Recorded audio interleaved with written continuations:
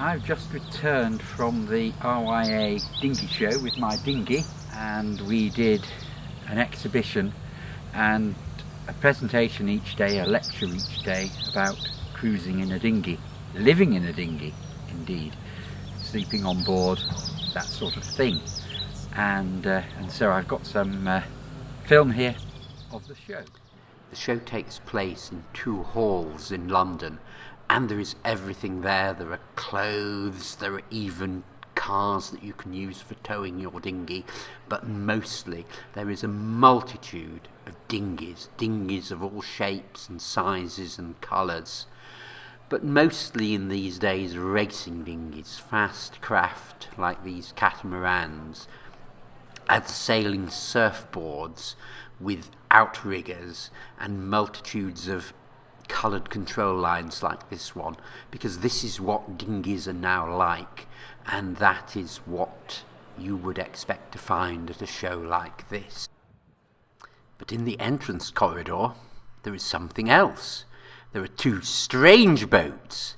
There is my boat here on the left, and just beyond there is a cruising mirror. And this was our display. We were part of the permanent exhibition of the show, so we weren't selling anything. We were simply there to talk about using dinghies for cruising in, rather than for rushing around really fast with lots of control lines. And this was a quiet moment. We actually had crowds of people coming up to talk to us. It was really very interesting how excited people were, particularly about seeing a mirror dinghy that was used for cruising, because everybody has owned a mirror dinghy at some point in their lives, and it was just fascinating for people to see that such a boat was capable of doing interesting and exciting passages. We also gave a talk both days on the main stage.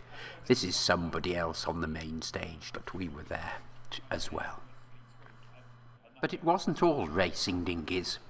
There were cruising classes represented at the show, including here Tideways.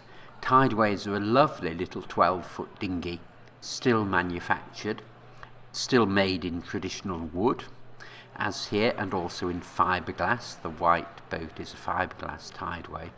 I had a Tideway for many years, and they make excellent little cruising dinghies. This is the Hartley boat stand, and Hartley boats make virtually every dinghy you've ever heard of that isn't made by RS, Topper or Laser, because those are the 3 big dinghy manufacturers. Hartley boats make the Wayfarer, and this here is a fiberglass racing Wayfarer with again the multitude of coloured control lines that are now seen on every racing dinghy.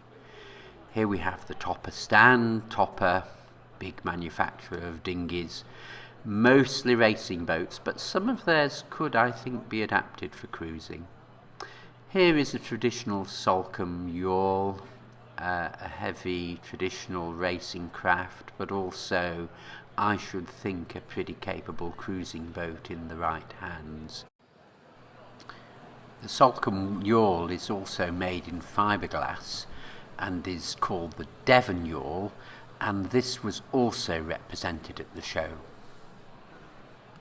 Another traditional dinghy I used to sail, and which I'm very fond of, is the Heron dinghy, which is a little under 12 foot long, a lovely little boat, and again, as we can see here, still made in plywood. So that was the show. Here's my dinghy again back in her winter quarters, and now we're making ready for actually doing some sailing, which hopefully I'll be able to share with you. See you.